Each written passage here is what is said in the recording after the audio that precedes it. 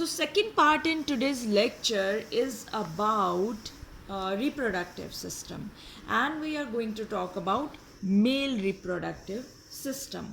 Now male reproductive has, first we will talk about primary sex organs which ultimately going to play main role in the formation of male gametes. So primary sex organs, what do male have? They have a pair of testes. When we said a pair, it means they are two in number. Testes, what is their function? These pair of testes we have discussed in class 10th also, right? So function is, all of you know function. What is the function of testes? They produce which type of gametes? Male gametes. And what are male gametes? They are sperms, as well as they help to produce hormones, which are male sex hormones. So if somebody asks you about the testes function, the main two functions are testes having. One is male gametes formation, and second is the production of male sex hormones. And which one is the primary sex organ? It is a testes. Now there are other sex organs which are helping these testes. Now these are known as secondary sex organs, as well as they are. Now when you get ready after after wearing beautiful clothes, actually who enhance their beauty? When you wear uh, jewelry in females, or when in males you wear smart shoes, so these are accessories. Same here, there are the secondary sex organs which are known as accessory glands. Ultimately they are going to now help or modify or enhance the function of testes. So we have accessory glands, that is the epididymis, seminal vesicles, prostate glands, and Cowper's gland, right? Epididymis, seminal vesicles, glands. They are going to release their secretions after the formation of gametes. So now it's a secondary organs, primary sex organ. The third one is ducts. They are like tubes. They help in conduction of sperm.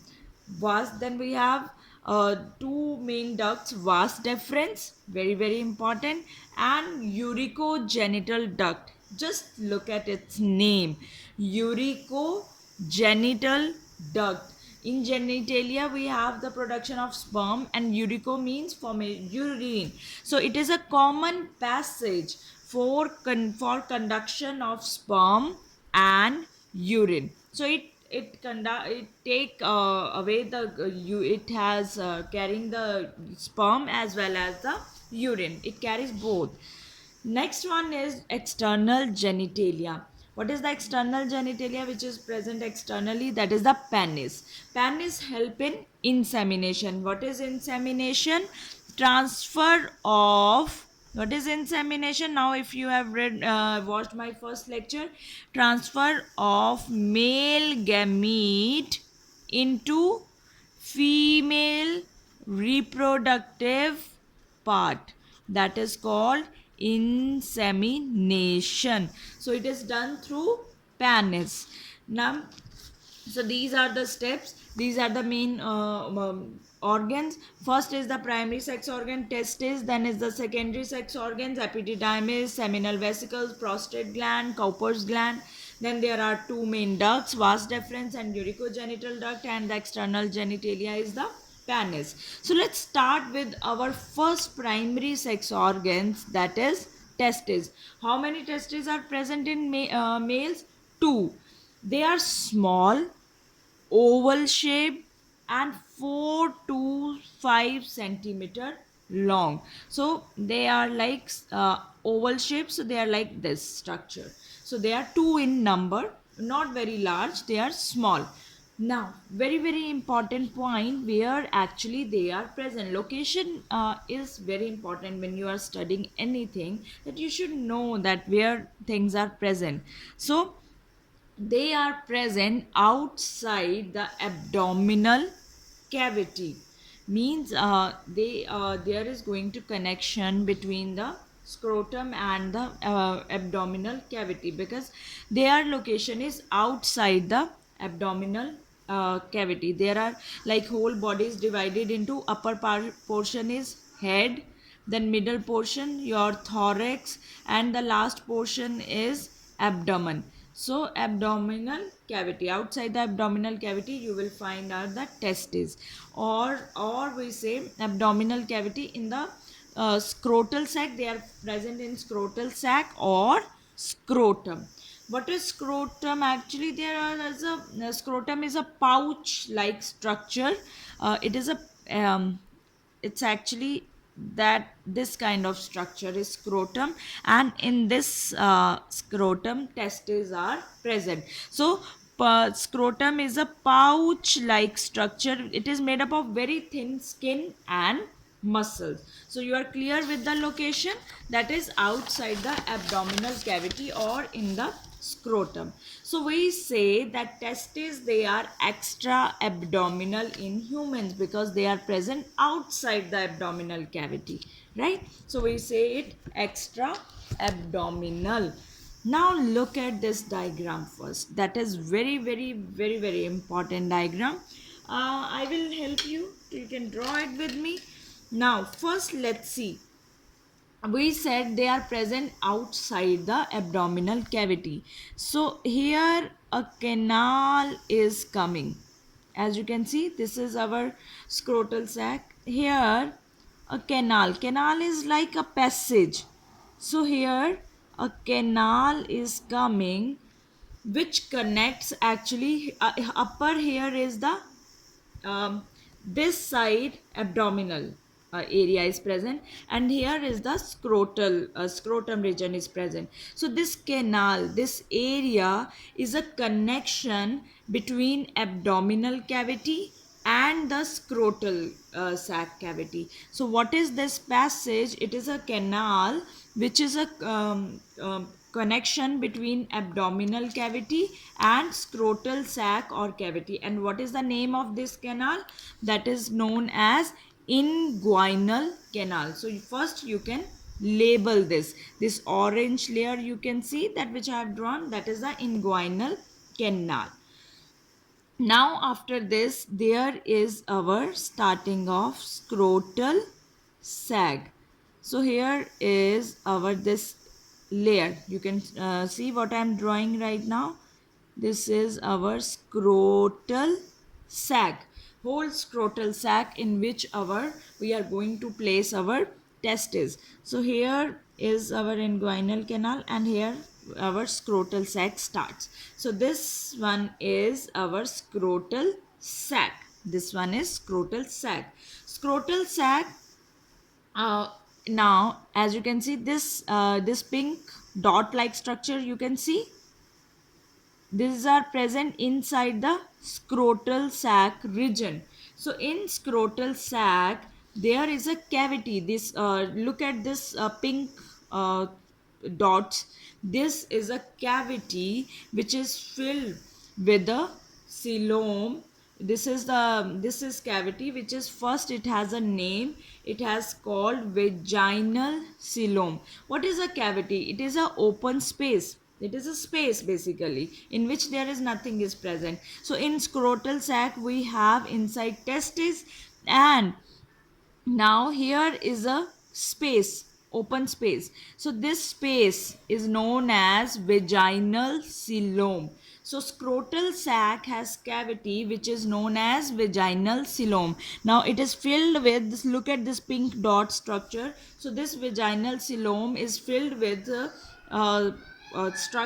which content which is known as hydrocele, right? So this cavity is not only present as a empty, it is filled with hydrocele. So we have what we have said, there is a connection between abdominal and scrotal sac which is known as inguinal canal. Then there is a starting of scrotal sac. This scrotal sac is has empty space after testes. When these are testes are placed, this space is known as vaginal coelom, which is filled with the hydrocele. Clear? Now, testicles, these are testes, they are formed at embryonic stage. When the embryonic development is there, these testicles formation start. But they are not stuff from the embryonic stage, they are present into the scrotum. No, that does not happen. They descend later on. In maths, you study ascending and descending. So, abdominal cavity is here and your scrotum is here. So, they descend into the abdominal cavity or the scrotum later on. But at the embryonic stage, they are present in the abdomen only. So during development of male fetus, when a male fetus develops in the mother's womb, testes are formed where they are present only in the abdominal cavity. But what we have just now discussed, the location, they are extra abdominal, means during the development, during the embryonic development, testes start, then descend into the embryonal sac and then fixed there. So they now when they fix, so these testes, they fixed, as you can see, these testes, they are fixed in the scrotal sac. This is the scrotal sac, and these testes, they are fixed here. They are not in air or just hanging there or suspension. No, they are fixed with this scrotal sac with the help of a structure or a gland which is called jubernaculum. Right? So testes are fixed with a gland which is called jubernaculum. Clear? Now after this, let's talk about the another structure. There is a presence of spermatic cord. Spermatic cord is, now as you can see, this is a passage. This is a passage in which is a passage between abdominal and scrotal. Now after this passage, outside the structure, pink color structure, just look at the pink color structure, that is known as spermatic cord. It is that structure present in the male, in the testes, from which your ducts, from which your arteries, vas deferens, they can leave and they can come in. And why they are needed? Because they keep the testes at their position. So this spermatic cord is a structure through which arteries, vas deferens, they can go and come in. After then, you can see there are two layers I have written here: tunica vaginalis and tunica albugina. These are our oval shaped testes. Now you can locate the green layer. Now each testis is surrounded by, this one is thick, this layer is thick fibrous layer from inner side. This layer is called tunica albugina. And outermost layer, look at the brown layer in around both the testes, that is the outermost layer which is known as tunica vaginalis. Let's quickly revise this structure. The first, there is a passage which is a connection between abdominal cavity and scrotal sac, that is the inguinal canal. The testes, they are placed inside the scrotal sac. These are our two testes. Then there is an empty space in the scrotal sac in between the testes, that is called vaginal coelom. It is a cavity, and its cavity is filled with hydrocele. Then testes have two layers. Inner layer is known as tunica albugina. Outermost layer is known as tunica vaginalis. These testes, they are attached with scrotal sac or fixed there with the help of a gland which is known as jubernaculum. Now because they have vas deferens, arteries, they have their conduction through them. So therefore that there is a structure which is called spermatic cord, through which arteries and vas deferens, they can go out and they can come in the inside the testes. So let's quickly now see how you can write them. So first, that is a spermatic cord. I already told you it is a structure through which arteries, vas deferens, they leave and come inside the testes, and the most important is they keep the testes inside the proper position. Then there are two layers. One is the tunica albugina and the another one is tunica vaginalis. Each testis is surrounded by thick fibrous layer which is known as tunica albugina, and outermost layer in the around the testes is known as tunica vaginalis. Sometimes the question very frequently asked, why testes are extra abdominal? Why? The extra abdominal position is required, very important concept, that it is required for formation of sperms or for the spermatogenesis. See, for the formation of sperms, the temperature required is to be little low. Now spermatogenesis, it takes place at a temperature which is 2 degrees Celsius below our body temperature, means it is 2 degree less than our body temperature. So temperature of scrotum is maintained by muscles of scrotal sac. That is why they are present in scrotal sac. So muscles of scrotal sac, they help in maintaining the temperature, and with these muscles they are known as Dartos muscle. The name of these muscle is very important for your need point of view also. These are, sometimes they ask which kind of muscle they are, smooth, skeletal, right? So these Dartos muscle, they are skeletal muscles which are present in scrotum. So if next time when somebody is going to ask you about the extra abdominal reason, why? Because they are required for the basically temperature, that spermatogenesis require low temperature, and that temperature is maintained by the muscles. Those muscles of the scrotal sac known as Dartos muscle, they are present in the scrotum. So here we have finished with our only testis portion. Next in next video we will talk about the internal structure and a few other important points about the male reproductive system, right? Till then, just watch these two videos, write your notes, and if there is any query you can ask me anytime. So I meet you in my next videos. Till then, take care, have a good day.